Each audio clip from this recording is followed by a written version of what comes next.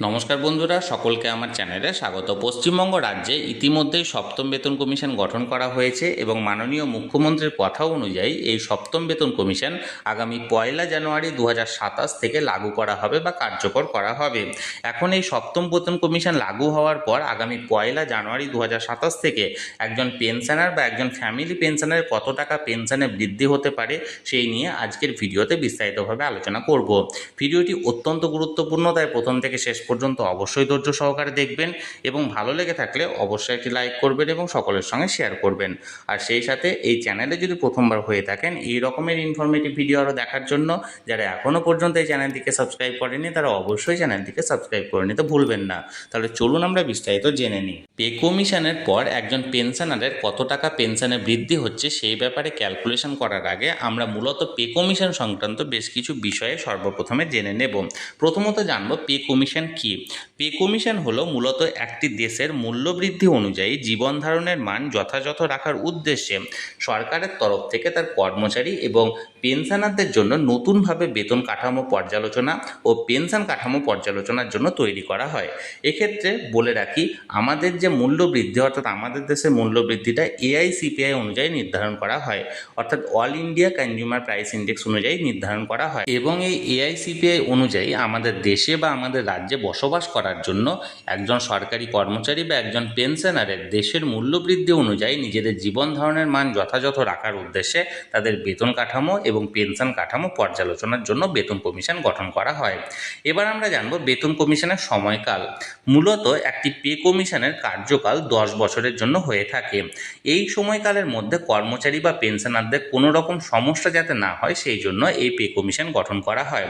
এবং প্রথমত পে কমিশনে সর্বপ্রথমে যেটা নির্ধারণ করা হয় সেটা হলো বেসিক পে বা বেসিক পেনশনারদের জন্য। এবং টাইম টু টাইম, যেমন 6 মাস অন্তর অন্তর বা 4 মাস অন্তর অন্তর মূল্যবৃদ্ধির যে সূচক অর্থাৎ এআইসিপিআই অনুযায়ী যখন মূল্যবৃদ্ধি হয় এবং এই মূল্যবৃদ্ধিটাকে মোকাবেলা করার জন্য time to time dearness allowance বা মহার্ঘ ভাতা ঘোষণা করা হয় পেনশনার এবং কর্মচারীদের জন্য। এবং এই পে কমিশন 10 বছরের জন্য হয়ে থাকে এবং 10 বছর অন্তর অন্তর পুনরায় আবার নতুনভাবে পে কমিশন গঠন করা হয়। এবার আমরা জানবো পশ্চিমবঙ্গের পে কমিশনের ব্যাপারে। পশ্চিমবঙ্গের লাস্ট পে কমিশন অর্থাৎ ষষ্ঠ বেতন কমিশন বা পে কমিশনের যেটাকে নাম দেওয়া হয়েছিল রোপা 2019, সেটি শেষবারের মতো গঠন করা হয়েছিল এবং এই পে কমিশনের এফেক্ট ধরা হয়েছিল 1 জানুয়ারি 2016 থেকে। কিন্তু এটার অ্যাকচুয়াল যে এফেক্ট অর্থাৎ যে বেনিফিটটা সেটা একজন সরকারি কর্মচারী বা একজন পেনশনার পেতে শুরু করেছিল 1 জানুয়ারি 2020 অনুযায়ী।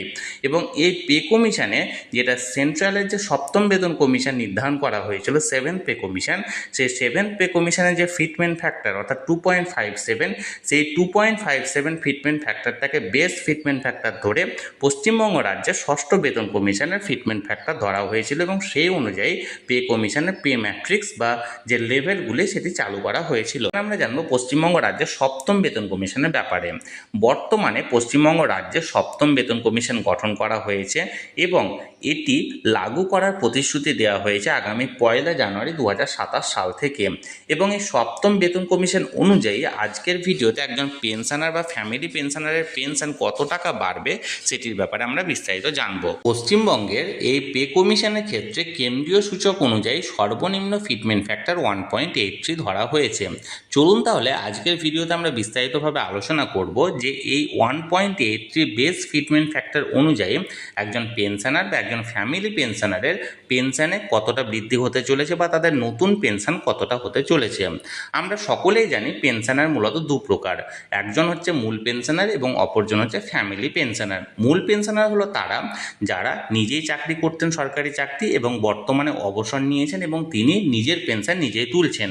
এবং ফ্যামিলি পেনশনার হলো যিনি মূল পেনশনার বা মূল চাকরিজীবীর মৃত্যুর পর তিনি সেই পেনশনারের ডিপেন্ডেন্ট ফ্যামিলি মেম্বার হিসাবে ফ্যামিলি পেনশনার তুলছেন বা ফ্যামিলি পেনশন তুলছেন। আমরা সর্বপ্রথমে জেনে নেব মূল পেনশনারদের ব্যাপারে। প্রথমত, একজন মূল পেনশনারের পেনশন বৃদ্ধির পরিমাণ হবে তার বেসিক পেনশনের সাথে, যেহেতু আমি বললাম ফিটমেন্ট ফ্যাক্টর 1.83, তাই এই 1.83 ফিটমেন্ট ফ্যাক্টর অনুযায়ী এক্ষেত্রে আপনার বেসিক পেনশন যে টাকাটা হবে সেটার সঙ্গে 1.83 গুণ করে আপনাকে নতুন যে বেসিক পেনশন সেটা নির্ধারণ করা হবে। ফর এক্সাম্পল, কারো বেসিক পেনশন যদি 10,000 টাকা হয়, তাহলে পে কমিশনের পর এই 10,000-এর সঙ্গে 1.83 ফিটমেন্ট ফ্যাক্টর ধরে তার নতুন বেসিক পেনশন হবে 18,300 টাকা। এক্ষেত্রে মূল পেনশনার যদি নিজের বেসিক পেনশনের পরিমাণ না জানেন, সেক্ষেত্রে তাকে প্রথমত নিজের বেসিক পেনশন বের করতে হবে এবং নিজের বেসিক পেনশন ক্যালকুলেশন করার যে ফর্মুলা সেটা হলো টোটাল পেনশন প্লাস যদি তিনি পেনশন কমিউট করে থাকেন তাহলে তার যে ভ্যালুটা সেই ভ্যালুটা এবং সেখান থেকে প্রথমত 500 বাদ দিয়ে তাকে বর্তমানে 1.18 দিয়ে ডিভাইড করে যে অ্যামাউন্টটা বেরোবে সেটা হবে তার নতুন বেসিক পেনশন বা বর্তমান বেসিক পেনশন। একটা উদাহরণ দিয়ে বিষয়টি বোঝালে আপনারা বিষয়টি বুঝতে পারবেন। ধরুন বর্তমানে একজনের পেনশন পাচ্ছেন 10,000 টাকা এবং তিনি এই 10,000 টাকা পেনশন পাওয়ার আগে অবসর নেওয়ার সময় তিনি 2,500 টাকা পেনশন কমিউট করেছিলেন, অর্থাৎ সেল করেছিলেন। তাহলে এই ক্যালকুলেশন অনুযায়ী তার বেসিক পেনশন নির্ধারণের যে ফর্মুলা সেটা হলো বর্তমানের যে পেনশন সেই পেনশনটা ধরতে হবে অর্থাৎ 10,000, তার সঙ্গে তিনি যেহেতু 2,500 টাকা কমিউট করেছেন সেটাকে যোগ করতে হবে, তাহলে হলো 12,500 টাকা। সেখান থেকে প্রথমত 500 টাকা বাদ দিতে হবে এবং সেই যে অ্যামাউন্টটা দাঁড়াবে অর্থাৎ 12,500 মাইনাস 500 সমান 12,000, সেটাকে 1.18 দিয়ে ডিভাইড করে দাঁড়াবে 10,170 টাকা। এটা হবে তার বেসিক পেনশন এবং এই বেসিক পেনশন যদি তিনি কমিউট না করে থাকেন তাহলে সেক্ষেত্রে কিভাবে নির্ধারণ করতে হবে, তাহলে কমিউটেশন ভ্যালুটা অ্যাড করার প্রয়োজন নেই, অর্থাৎ তিনি পাচ্ছেন বর্তমানে 10,000 থেকে মাইনাস 500 করা হবে অর্থাৎ 9,500 এবং সেটাকে ডিভাইড করা হবে 1.18 দিয়ে অর্থাৎ হবে 8,051 টাকা। অর্থাৎ এক কথায় বলতে গেলে একজন পেনশনার যদি পেনশন কমিউট করে থাকেন তাহলে প্রথমত তিনি বর্তমানে যে পেনশন পাচ্ছেন সেই পেনশনের সঙ্গে তার কমিউটেশন ভ্যালু অ্যাড করে সেইটা ফর্মুলা অনুযায়ী তার বেসিক পেনশন নির্ধারণ করতে হবে।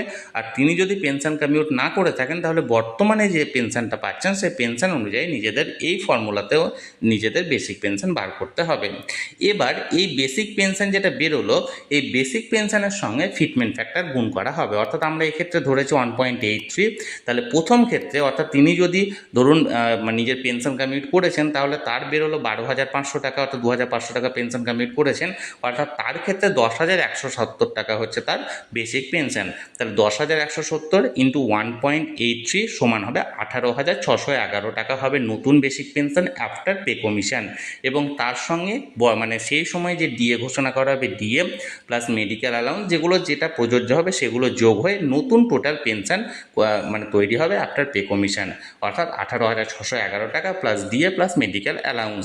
এবং দ্বিতীয় ক্ষেত্রে যদি তিনি ধরুন পেনশন কমিউট না করেছেন, আমি আগের যে উদাহরণটা দিলাম সেই অনুযায়ী তার 8,051 টাকা বেসিক পেনশন বেরোলো, তাহলে 8,051 সঙ্গে 1.83 মাল্টিপ্লাই করে হচ্ছে 14,733 টাকা এবং তার সঙ্গে অ্যাপ্লিকেবল হবে ডিএ প্লাস মেডিকেল অ্যালাউন্স।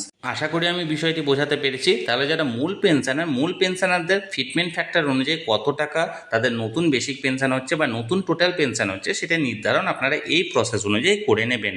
এবার আমরা জানবো ফ্যামিলি পেনশনারদের ব্যাপারে। ফ্যামিলি পেনশনারদের ক্ষেত্রে পেনশন কমিউটেশনের কোনো ব্যাপার নেই, তাই তাদের বর্তমান বেসিক পেনশনের সাথে 1.83 গুণ করে নতুন বেসিক পেনশন তৈরি করতে হবে। এক্ষেত্রে বেসিক পেনশন বের করার যে ফর্মুলা সেটা আগের নিয়ম অনুযায়ী, অর্থাৎ বর্তমানে তিনি পাচ্ছেন টোটাল পেনশন যেটা সেই টোটাল পেনশন মাইনাস 500 করতে হবে, তারপরে বর্তমানে 1.18 দিয়ে তাকে ডিভাইড করে যেটা বেরোবে সেটা হবে বেসিক পেনশন। অর্থাৎ উদাহরণের সাহায্যে যদি আমি বোঝাতে চাই তাহলে ধরুন এখন এই মুহূর্তে কেউ যদি 14,500 টাকা ফ্যামিলি পেনশন পেয়ে থাকেন তাহলে সর্বপ্রথমে তার 14,500 থেকে 500 টাকা বাদ দিতে হবে অর্থাৎ দাঁড়ালো 14,000, সেটাকে ডিভাইড করতে হবে 1.18 দিয়ে অর্থাৎ হলো 11,865 টাকা। এখন এই 11,865 টাকা হলো তার বর্তমান বেসিক পেনশন। এই বর্তমান বেসিক পেনশনের সঙ্গে যে ফিটমেন্ট ফ্যাক্টর 1.83 সেটা মাল্টিপ্লাই করতে হবে, অর্থাৎ 11,865 সঙ্গে 1.83 মাল্টিপ্লাই করলে দাঁড়াচ্ছে 21,713 টাকা। এই 21,713 টাকা হবে আফটার পে কমিশন তার নতুন বেসিক পেনশন। এবার এই 21,713 টাকার সঙ্গে সেই সময় যে ডিএ ঘোষণা করা হবে বা মেডিকেল অ্যালাউন্স ঘোষণা করা হবে সেটা প্রযোজ্য হবে নিয়ে টোটাল যে নতুন পেনশন সেটা পে কমিশনের পর তার সেটা দাঁড়াবে। আশা করি বিষয়টা আমি বোঝাতে পারলাম।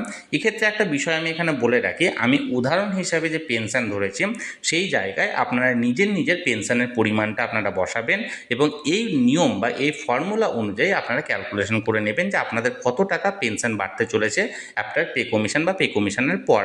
এখানে যে ফিটমেন্ট ফ্যাক্টরটি ধরা হয়েছে এটি একটি সম্ভাব্য fitment factor. Actual actual fitment factor pay কমিশনের রিপোর্ট অনুযায়ী সামনে আসবে এবং সেই সময় অ্যাকচুয়াল ফিটমেন্ট ফ্যাক্টর অনুযায়ী কত টাকা পেনশন বৃদ্ধি হয়েছে সেটি আমি তখন ক্যালকুলেশন করে জানাবো।